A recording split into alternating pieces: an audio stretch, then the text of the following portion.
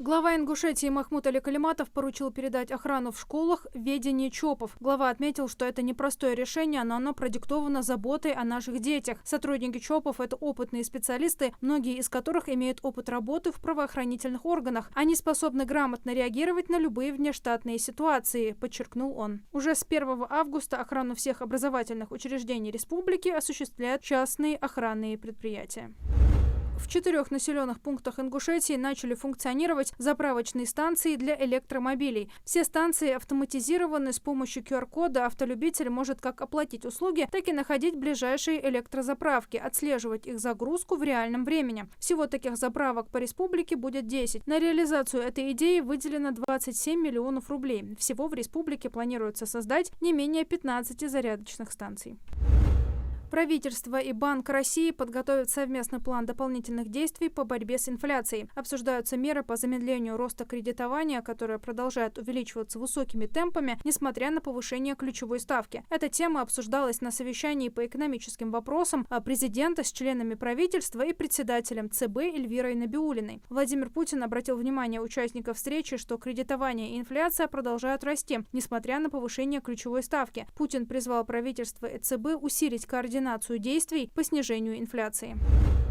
В сельском поселении Сурухахи по поручению главы Ингушетии Махмуда Али Калиматова начался ремонт улицы Овражная. На участке протяженностью 1 километр 700 метров ведутся работы по укладке асфальтобетонного покрытия и устройству водопропускной трубы длиной 25 метров. Депутаты внесут в Госдуму законопроект о предоставлении бесплатного полноценного горячего питания для всех учеников 5-9 классов. По мнению авторов законопроекта, горячее питание детей во время пребывания в школе является одним из важных условий поддержания их здоровья и способности к эффективному обучению. И многолетний опыт наблюдений педагогов и врачей показал, что школьники, не потребляющие во время учебного дня горячую пищу, быстрее утомляются и чаще жалуются на головные боли, усталость, на боли в желудке, плохое настроение и пониженную работоспособность. Правительство России завершило формирование нового портфеля национальных проектов на 2025-2030 годы. Среди них оказался национальный проект «Кадры». Его планируют доработать к 1 сентября. По поручению председателя правительства Михаила Мишустина в него включили комплекс мероприятий по подготовке высококвалифицированных специалистов в сфере искусственного интеллекта. Мишустин в целом одобрил представленные подходы к формированию нацпроекта, а также согласился с предложением о ежегодной корректировке 5-летнего прогноза кадровой потребности на основе прогноза социально-экономического развития России и методологии прогнозирования кадровой потребности экономики.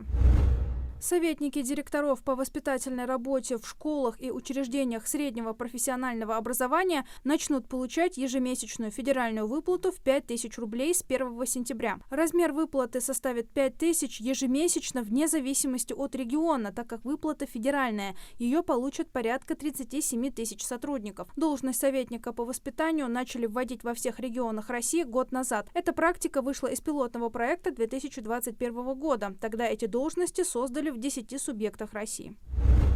В Госдуме призвали ввести госномера для электросамокатов на федеральном уровне, сообщила первый зампред Комитета Госдумы по просвещению Яна Лантратова. По ее мнению, для многих горожан электросамокаты стали настоящей головной болью, а больше всего пугает, что зачастую в аварии с самокатами попадают несовершеннолетние. Мера с введением госномеров для электросамокатов, по словам Лантратовой, уже эффективно показала себя в Москве, и настало время регионов обезопасить улицы. Также депутат отметила, что нынешняя ситуация с электросамокатами обязывает пересмотреть вопрос доступа к их аренде в городе.